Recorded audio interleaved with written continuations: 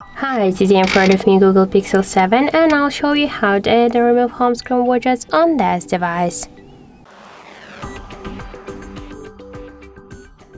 So just to do that, we should hold for a while our device screen with our finger, and for example now we can select the new screen or just our regular one.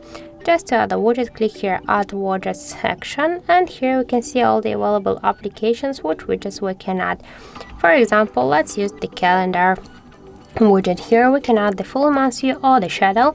Just to add the widget, we should hold it and after that drag it to the home screen.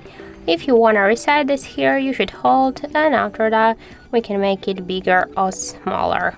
If you want to move the widgets on the screen, you should just hold them and drag. We can also move widgets between the screen by the same way and to create a new screen with the widgets.